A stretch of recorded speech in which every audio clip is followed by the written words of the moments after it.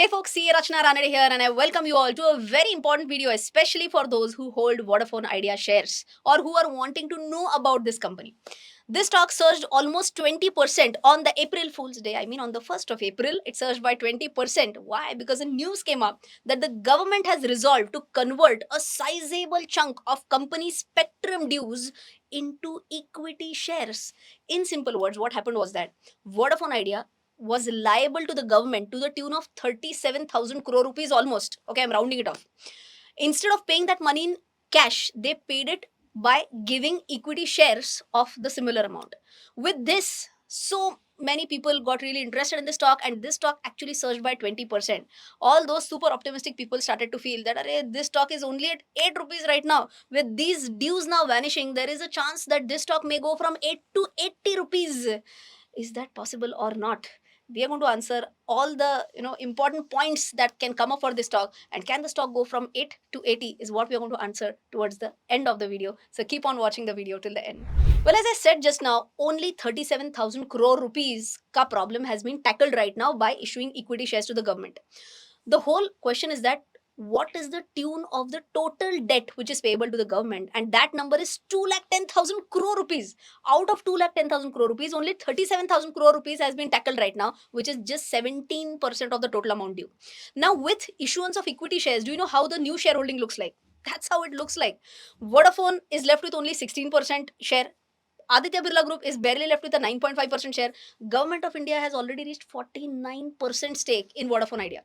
Now you can imagine if those who feel that for the balance debt, rather than paying in cash to the government, I mean in money terms, if they were to give equity shares, could that be possible?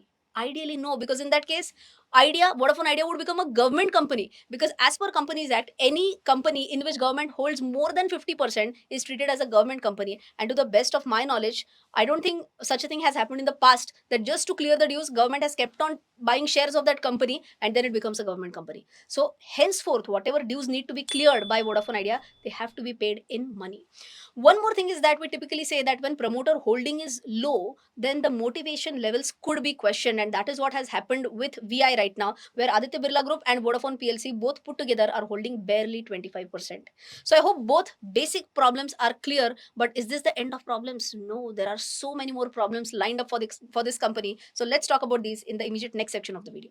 Har Ghar Investor is coming in Bangalore after sold out events in Pune and Mumbai. Just imagine this: 1,000 people attempting a quiz on money management in real time, and you getting to see the results appear instantly. That's the interactive experience waiting for you. During this event, I'm also going to tell you my target for Nifty in 2027. But what's in it for the winners? Well, they will walk away with free access to one of my paid courses. Got questions? Bring them on. We'll have a dedicated AMA segment to solve all your queries. Plus, I'm taking selfies with everyone. Of course, one who wants one, but yes, with everyone. The tickets are already filling fast, so book your tickets before they are sold out. The link is in the description and in the pinned comment. Now let's move on with few more problems that Vodafone Idea is facing, and for that have a look at this. Now if you see from financial year 21-22 to 24-25, Vodafone Idea's market share has been continuously dropping from 23% now only at 18%. Same has happened with BSNL, dropping from 9.5% to 8.5%, and this share has been eaten up by two of their competitors, Jio moving ahead from 35.5% to 40.5%, and Bharti Airtel from 31.5% to 33%. Now, during all these years that we discussed right now, overall market size grew only by 0.8% CAGR. But in this also, VI was continuously losing its market share. Now, one is about gaining market share, which they are not able to do. Second is about ARPU or ARPU, which is average revenue per user. And how much is that for Vodafone Idea? It is at 146. Now, if I were to compare that if I were to compare that with Jio, they are able to generate an ARPU of 182 and Airtel at 209. So all in all, this point also proves that they are not able to charge more to their customers. If you ask me why, reason is very simple, that if they are not able to give them latest technology, something like 5G, why would customers be ready to pay more? I think recently a news had come up that they are launching 5G services in Mumbai. I'm talking about Vodafone Idea. But yet it's not available in almost all cities. That's the reason why their ARPU is also at a lower side. This is about business.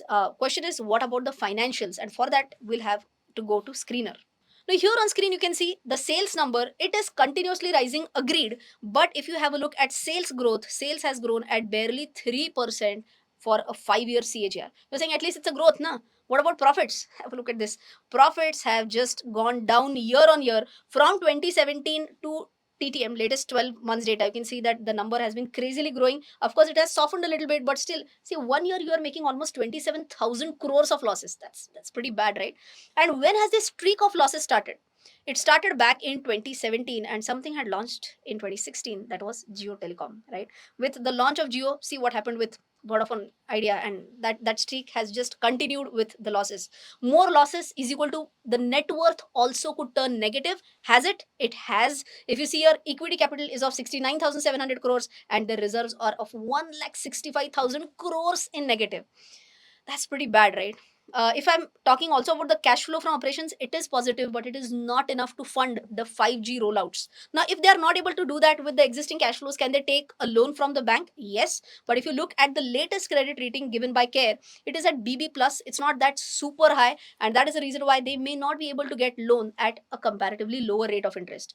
Now, finally, we have to also understand about the latest business plans. I'm sure everyone who has been watching my Thursday live stream knows about this, that both Bharti Airtel and Reliance Jio basically have tied up with Starlink so that they can provide their services in India as well. But Vodafone Idea is not in competition. They have not talked about any such collaboration with Starlink. So going forward also, they may fall back in this competition.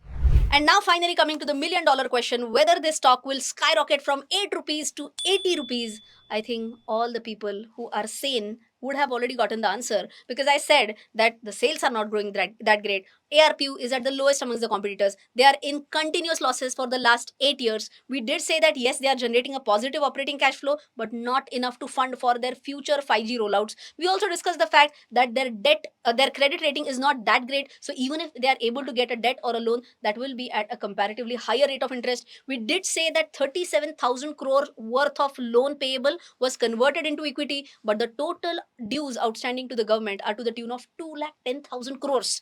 So I hope the answer is very clear. It's not easy at all for the stock to go from 8 to 80. It's as good as a dreamy expectation. And still, for those people who are super highly optimistic, for them, a simple math. Currently, the stock trades at 8, and if you are expecting it to go to 80, it means that you are expecting a 10x return from here. For that, obviously, the market cap will also have to become 10x, right? Currently, as I shoot the video, the market cap is at 58,000 crores, and 10x of this would be 5.8 lakh crore rupees. Do you know how many companies have a big market capitalization like this? It's only 7 companies, right from Reliance Industries, HDFC, TCS, Bharti Airtel, ICICI, SBI, and Infosys. That's it. And the seventh one among the market cap, you can see all. Achha, by the way, all are in profits. Even Infosys is at 27,000 crores of profit. You might be like, 27,000 crores. That was the figure of Vodafone Idea. That is 27,000 crores loss, not profit. Okay, so I hope with this you have understood that it's not an easy road for Vodafone Idea. This is an earnest request for everyone. Instead of buying like 1,000 shares of an 8 rupees stock just because it's 8 rupees, rather than buying that, go ahead for stocks which are fundamentally strong, which may be at 1,000 rupees or plus, but ensure that they are fundamentally strong stocks, and then only go ahead with your final decision. I hope you enjoyed today's video. I hope you found a lot of value in this. If you did, please don't forget to like this video. Please don't forget to share this with your friends. I'll see you in the next one. Till then, take care. Jai Hind and bye bye.